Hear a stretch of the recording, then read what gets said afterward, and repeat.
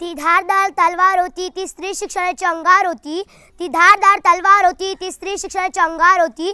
ती प्रेरणा होती, ती स्फूर्ती होती. ती प्रेरणा होती, ती स्फूर्ती होती. ती विद्येची अलंकार होती, ती विद्येची अलंकार होती. ती अशी स्त्री होती, ती समाजाच्या भीतीने कधी डगमगली नव्हती. ती अशी स्त्री होती, ती समाजाच्या भीतीने कधी डगमगली नव्हती. ती लढत होती, ती जगत होती. ती लढत होती, ती जगत होती. ती जगव्यासोबतच जगवत होती. ती जगव्यासोबतच जगवत होती. ती लाखो हजारो स्त्रियांचं भविष्य घडवत होती. ती लाखो हजारो स्त्रियांचं भविष्य घडवत होती. ती आशा होती, ती भाषा होती. ती आशा होती, ती भाषा होती. ती नपूर्वकच दिशा होती. ती नपूर्वकच दिशा होती. ती आशा होती, ती भाषा होती. ती आशा होती, ती भाषा होती. ती नपूर्वकच दिशा होती. ती नपूर्वकच दिशा होती. ती स्त्रियांचा सन्मान होती. ती स्त्रियांचा सन्मान होती. होय, ती सावित्रीच होती. होय, ती सावित्रीच होती. नमस्कार, माझे नाव श्रुती सुरेश ठोंबरे. मी स्त्री शिक्षणाचा वसा घेऊन स्त्रियांसाठी आणि समाजासाठी एक आदर्श ठरलेला सावित्रीबाई फुले यांची आज जयंती. सावित्रीबाई फुले यांनी स्त्रियांसाठी जो लढा दिला तो आज इतिहासाच्या पानावर सोनेरी अक्षरात कोरला गेला आहे. सावित्रीबाई फुले यांचा जन्म 3 जानेवारी 1831 रोजी सातारा जिल्ह्यातील नायगाव या गावी झाला. त्यांच्या आईचे नाव लक्ष्मीबाई व वडिलांचे नाव खंडोजी नेवसे पाटील असे होते. त्यांचा विवाह अवघ्या 9व्या वर्षी क्रांतीसूर्य ज्योतिबा फुले यांच्याशी झाला. त्यावेळी त्या निरक्षर होत्या. त्यांना शिक्षणाची खूप आवड होती, परंतु चूल आणि मूल एवढेच सीमा मांडायच्या त्या काळातल्या समाजाला हे मान्य नव्हतं.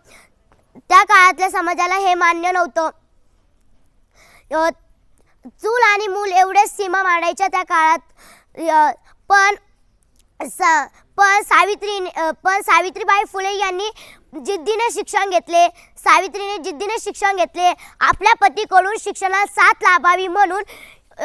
लाभावी म्हणून शब्दाची आण न पुरवायला सुरुवात जोमाने लागली.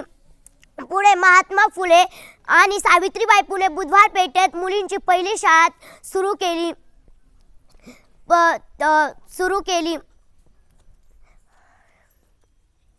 सावित्रीबाई यांनी त्या काळातल्या लोकांना त्यांना दगडफेक केली, शेळफेक केली, तरी त्यांचा दृढ निश्चय सुरू होता. त्यांनी कधीही माघार घेतली नाही. आणि शेवटी क्रांती हीच घडली. जाता जाता एवढेच सांगेन, सावित्रीबाई विना होत्या स्त्री शिक्षणाच्या. त्या कणा होत्या सावित्रीच्या. त्या कणा होत्या सरस्वतीच्या. त्या कणा होत्या. शतशः नमन करते क्रांतिकारी सावित्रीच्या विचारांना. शतशः नमन करते क्रांतिकारी सावित्रीच्या विचारांना. एवढे बोलून मी माझे भाषण संपवते. जय हिंद. शाळेमध्ये सावित्रीबाई फुले यांचा आपण जन्मदिवस साजरा करणार आहोत.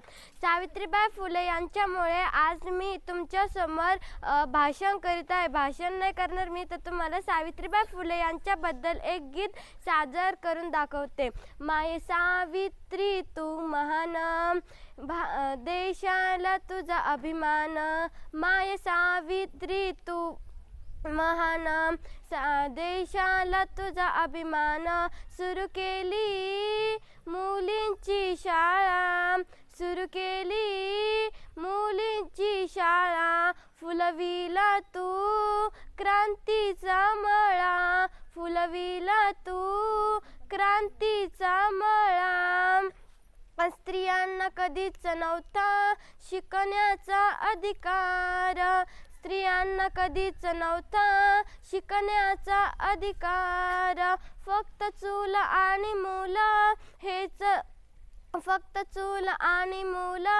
हेच त्यांच्या जीवनाचा सार.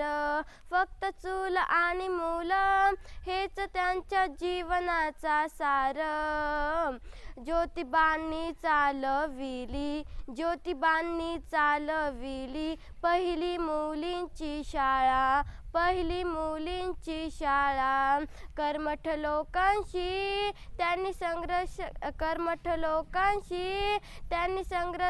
संघर्ष केला. सुरू केली मुलींची शाळा. फुलविला तू क्रांतीचा मळा. धैर्य ठेवून झालीस तू पहिली स्त्री शिक्षिका. धैर्य ठेवून झालीस तू पहिली स्त्री शिक्षिका. समाजाचा छळ शोषून उंचावरी पताका. समाजाचा छळ शोषून उंचावरी पताका. सारे आयुष्य गेले गरिबांच्या शिक्षणाला. सारे आयुष्य गेले गरिबांच्या शिक्षणाला. सारे आयुष्य गेले गरिबांच्या शिक्षणाला. चालविली तू मुलींची शाळा. चालविली तू मुलींची शाळा. धन्यवाद. राधिका ज्ञानशूरवीर. नमस्कार, माझे नाव राधिका ज्ञानशूरवीर. आज मी तुम्हाला सावित्रीबाई विषयी ओव्या सांगणार आहे. पहिली माझी ओवी ग सावित्रीच्या बुद्धीला. स्त्रियाच्या शिक्षणाचा पाया तू घातला. अशिक्षित अडाणी तू पतीपाशी शिकली. मुलीसाठी पहिली शाळा तुम्ही काढली. दुसरी ओवी गायली तुझ्या ग धैर्याला. दगडगोटी खाऊनी चालविली तू शाळा. घराबाहेर काढले गुंडांनी अडविले. धीराने तोंड दिले सगळ्यांच्या त्रासाला. तिसरी माझी ओवी ग तुझ्या मोठ्या मनाला. फसलेल्या विधवाचा सांभाळ तू केला. अबलानी अनाथाचे माय बाप होऊन यशवंत बाळाला दत्तक घेतला. चौथी ओवी गायली तुझ्या थोर हृदयाला. माणुसकीचा झरा जात नित्य ग वाहिला. ज्योतिबांची सावली नाही तू राहिली. सत्य धर्म प्रकाशाचा तेजात तळपला. दुःखिताच्या सेवेत देह तू ठेविला. स्मरण तुझे करुणी वसामी घेतला. भगिनींना जागवीन संघटित करीन.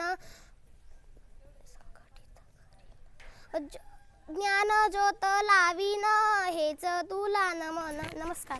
स्वर्गाचे जिने वगडले दार. शिक्षणाच्या स्वर्गाचे जिने वगडले दार. ती सावित्री आज जगाची शिलेदार. ती सावित्री आज जगाची शिलेदार. मित्रांनो, सावित्रीबाई शिकल्यावर त्यांनी मुलींना शिकवलं हे बोलायला खूप सोपं आहे, पण सावित्रीबाई फुले यांनी ज्या परिस्थिती शिकवलं त्या परिस्थितीचा जर आपण आढावा घेतला तर खरोखरच सावित्रीबाई फुले हे कोण होत्या आपल्याकडे. ज्या काळात मुली जन्माला येणे हे सुद्धा पाप समजलं जायचं. त्या काळात मुली 9-10 वर्षाच्या झाल्या की त्यांचं लग्न त्यांच्यापेक्षा 20 ते 25 वर्ष वयाने मोठ्या असल्यास पुरुषांशी लावून दिलं जात होतं. अशी भयंकर परिस्थिती होती. त्या काळात महिलांना कमजोर समजलं जात होतं. त्या काळात महिलांना शिक्षणाचा अधिकार नव्हता. त्यांना समाजात मान सन्मान नव्हता. अशा अंधकाराच्या वातावरणात एका वाघिणीचा जन्म झाला आणि त्या वाघिणीचे नाव म्हणजे सावित्रीबाई फुले होय. सावित्रीबाई फुलेंना नाव ऐकताच आपल्या डोळ्यासमोर त्यांचं सुंदर प्रतिबिंब उभं राहतं. सावित्रीबाई फुले यांनी आपलं अख्खं आयुष्य समाजसेवेसाठी, स्त्री मुक्तीसाठी व स्त्री शिक्षणासाठी खर्च केलं.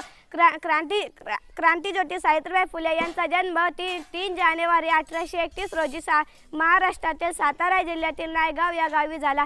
त्यांच्या वडिलांचे नाव खंडोजीराव व त्यांच्या आईचे नाव लक्ष्मीबाई होते. त्या रुंदी परंपरेने त्यांचा विवाह क्रांतीज्योती फुले यांच्याशी झाला. एवढे बोलून मी माझे 2 शब्द संपवते. जय हिंद, जय महाराष्ट्र.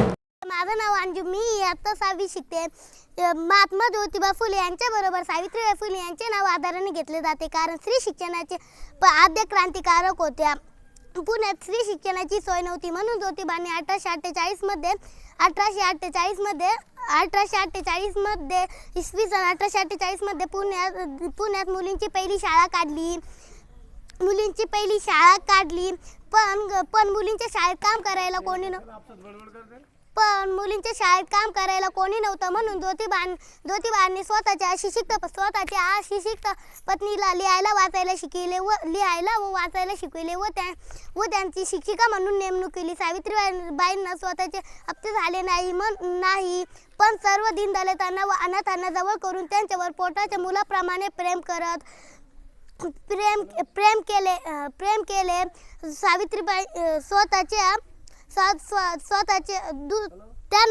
त्यांना अनेक दुःखापासून दूर करण्यासाठी सावित्रीबाईंनी स्वतःच्या रक्ताचा थेंब व क्षण वेचला.